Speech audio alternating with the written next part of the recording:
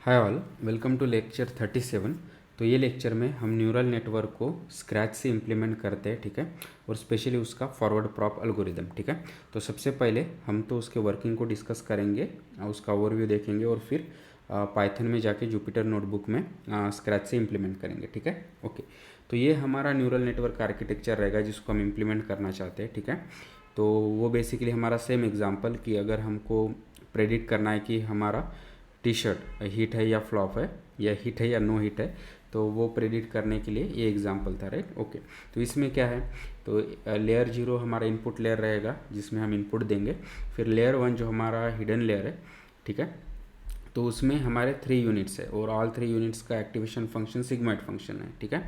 और फिर next layer जो हमारा आउटपुट लेयर है उसमें हमारा एक यूनिट सेल है जो बेसिकली लेयर 1 का इनपुट लेके उसके प्रोसेस करके आउटपुट करेगा आइदर 0 या 1, ठीक है।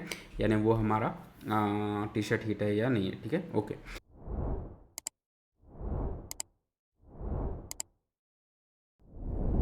तो पहले तो इसका प्रोसेसिंग डिस्कस करते हैं कि इंटरनली क्या होगा, ठीक है। तो उससे हमारा इनपुट ये जैसे 4 वेक्टर्स रहेंगे, राइट, जो हम 4 पैरामीटर डिस्कस कर रहे हैं, तो वो इसको पास करेंगे, ठीक है।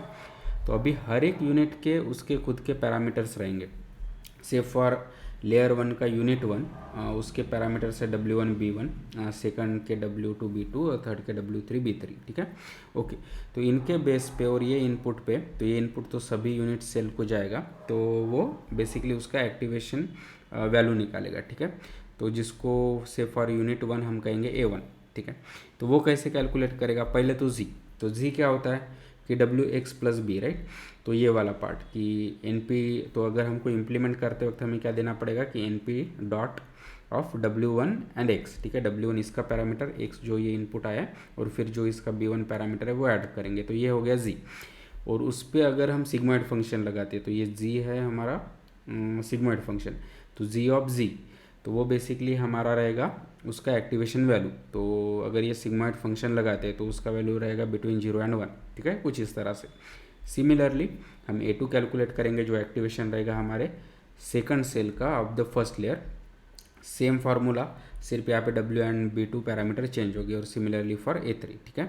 तो इस तरह से अभी हर एक यूनिट के उनके एक्टिवेशन वैल्यूज़ निकल गए। इस तरह से 0.3, 0.7, 0.2 ये कुछ भी हो सकते हैं, सो लेकिन लेट्स से कि ये वैल्यूज़ है, ठीक है। तो ये टोटल हो गए हमारे लेयर 1 का आउटपुट। तो फिर हम इसका अरे बनाएंगे, तो वो हो गया हमारे लेयर 1 का आउटपुट, और वो फिर भेजेंगे as a input to the next layer, ठीक है।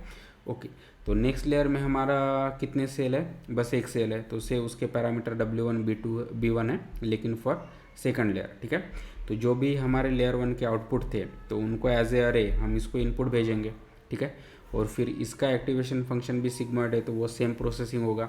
तो पहले तो वो Z निकालेगा, तो Z क्या होगा, सेम कि W dot X plus B, लेकिन अभी इसके इसका W1 है लेकिन लेयर 2 का, फिर X अभी, लेकिन X क्या है, ये बेसिकली A1, राइट, जो हमारे पहले लेयर का आउटपुट है वो, तो वो यहाँ पे जाएगा X की जगह, और फिर ये B1 ऐड करेंगे तो वो हो गया Z, और फिर उस पर सिग्मॉइड लगाएंगे तो फिर इसका एक्टिवेशन। तो अभी इसका एक्टिवेशन वैल्यू फिर से बिटवीन 0 एंड 1 रहेगा, राइट। ओके, तो फिर अब ये हो गया हमारा एफ ऑफ एक्स। तो अभी इसके हेल्प से हम वाई हैट कैसे निकाल सकते हैं कि हमारा सेम अजम्पशन कि अगर ये वैल्यू ग्रेटर देन 0.5 है, ग्रेटर देन इक्वल टू 0.5 है, तो हमारा Y hat is equal to 1, यानी टी शर्ट को हम कहेंगे हिट। अदरवाइज हम कहेंगे कि Y hat is equal to 0 यानी नो हिट, ठीक है। वो इम्प्लीमेंट करने के लिए कुछ हम कंसिडरेशन पहले डिस्कस करते हैं। तो जो भी हमारे वेट्स रहेंगे, तो पहले लेयर के लिए क्या रहेंगे, हर एक सेल के W's और B's, ठीक है। तो उससे हमारे पहले लेयर का जो भी पहले सेल का W1 इस तरह से था 1 2, ठीक है। सिमिलरली से W2 -3 4 एंड W3 5 6, ठीक है। तो अभी हम क्या करेंगे, इनके W's को मर्ज करेंगे और वो टू द लेयर एक साथ भेजेंगे, ठीक है। तो इसका हम क्रिएट करेंगे एरे, ठीक है। और एरे इस तरह से होगा कि जो भी ये 1 -3 5 वो एज ए फर्स्ट रो, और फिर जो सेकंड वैल्यूज़ है इनके 2 4 एंड -6, तो वो एज ए सेकंड रो, ठीक है। तो इस तरह से हमारा W होगा। लेकिन इससे अभी आसानी क्या होगी ना, तो इसका अगर हम कॉलम्स देखते हैं तो पहला कॉलम क्या है 1 एंड 2, तो वो बेसिकली हमारा W1 है, right. Similarly second column -3 and 4, तो second W2 and so on, ठीक है। तो इस तरह से हम फिर उसको फेच करेंगे और फिर प्रोसेसिंग के लिए यूज़ करेंगे, ठीक है। लेकिन अभी मैंने ये वेक्टर से एक मैट्रिक्स क्रिएट किया है जो बेसिकली पूरे लेयर का W है, ठीक है। सिमिलरली फॉर B, तो B हमारा स्केलर रहता है, तो से B1 है -1, B2 1 और B3 2। सिमिलरली हम इसका अरे क्रिएट करेंगे उनको मर्ज करके, ठीक है। तो अगर मैं इसको कहता हूँ अभी ये B हो गया हमारे टोटल लेयर का B, और हम इसको पास कर सकेंगे, ठीक है। और जो भी X रहेगा इनिशियली, तो उसको हम कहेंगे हमारा इनिशियल इनपुट A ऑफ 0, बाद में फर्स्ट लेयर का आउटपुट रहेगा A ऑफ 1, फिर सेकंड का A of 2 and so on, ठीक है। ओके, तो लेट सी सबसे पहले तो एक हम हमारा डेंस फंक्शन क्रिएट करते हैं जो बेसिकली हमारे लेयर वाइज प्रोसेसिंग के लिए, ठीक है। ओके, तो मेरा फंक्शन है डेंस ए इन क्या है कि उस वो लेयर का इनपुट क्या है, ठीक है। W एंड B पैरामीटर्स, तो W बेसिकली क्या होगा, मैट्रिक्स होगा जैसे हमने लास्ट स्लाइड में देखा, ठीक है। B हमारा एरे होगा, और G बेसिकली जो भी हमारा एक्टिवेशन फंक्शन हम वो लेयर के लिए यूज़ करना चाहते हैं वो, for our example it would be sigmoid, ठीक है। ओके, तो अभी ये लेयर में कितने यूनिट्स है हम वो किस तरह से कैलकुलेट कर सकते हैं using W dot shape of 1। ऐसा क्यों, क्योंकि W का शेप क्या रहेगा बेसिकली, अगर यहाँ पे आप देखोगे तो 2/3, तो 2 बेसिकली हमारा इनपुट का साइज़ है और 3 बेसिकली नंबर ऑफ़ यूनिट्स है, राइट। तो मुझे नंबर ऑफ़ यूनिट्स में इंटरेस्ट है, तो वो बेसिकली इस तरह से रहेगा कि W डॉट शेप ऑफ 1, ठीक है। ओके, तो फिर उसका आउटपुट का साइज़ क्या होगा, जितने हमारे नंबर ऑफ़ यूनिट्स है वो, तो सबसे पहले हम उसको इनिशियलाइज कर देते हैं 0 से। तो मैंने एक यहाँ पे क्या क्रिएट किया वेक्टर, जो इसको हम पूरे इनिशियलाइज 0 से कर देंगे कि से NP dot zeros of units, तो ये हमारा ए आउट होगा, ठीक है।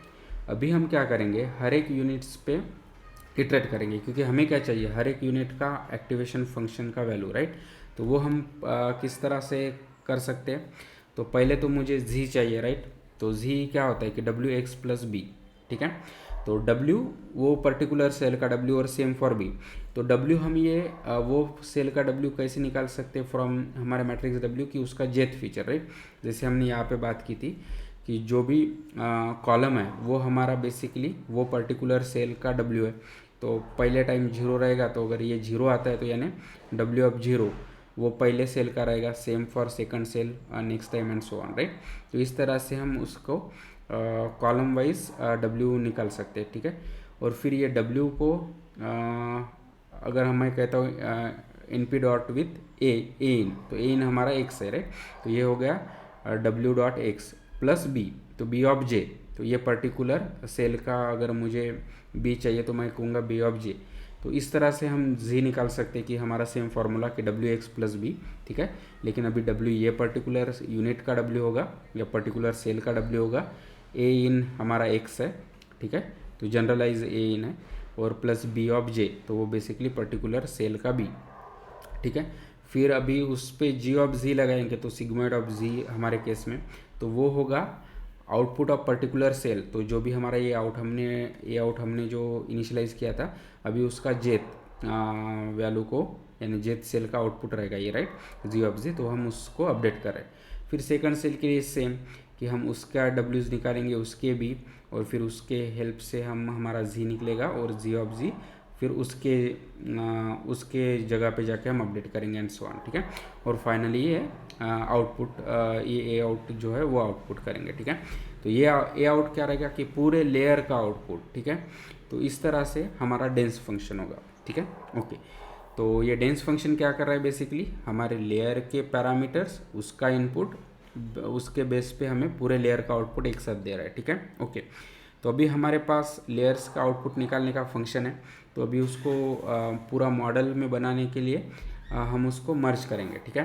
तो अभी हमारे केस में क्या होगा, पहले लेयर के लिए इनपुट रहेगा x, ठीक है। तो ये फंक्शन के लिए, डेंस फंक्शन के लिए ए इन का वैल्यू क्या रहेगा x, W बेसिकली क्या रहेगा कि W1 जो बेसिकली ये हमारे पूरे लेयर वन का मैट्रिक्स होगा, और B1, ठीक है।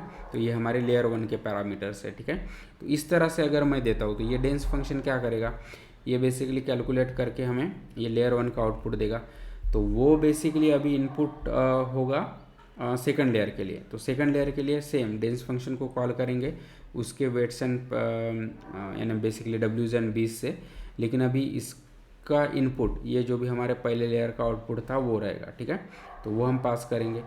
फिर जो भी इसका आउटपुट है हम उसको कहेंगे F of x, final output, right. और फिर वो हम रिटर्न कर रहे हैं, ठीक है। और फिर इसके एफ ऑफ एक्स के वैल्यू पे हम देखेंगे कि वो ग्रेटर देन 0.5 है या नहीं है, और फिर वो हम प्रेडिक्शन के लिए यूज़ कर सकते हैं। तो हमारा थर्ड फंक्शन रहेगा प्रेडिक्शन के लिए एंड सो ऑन, ठीक है। लेकिन ये जो मॉडल के लिए है तो इस तरह से हम हमारा खुद का फॉरवर्ड प्रॉप इम्प्लीमेंट कर सकते हैं। और फिर हम अभी नेक्स्ट लेक्चर में एक्चुअल में उसको पाइथन में इम्प्लीमेंट करके भी दिखाएंगे, ठीक है। ओके।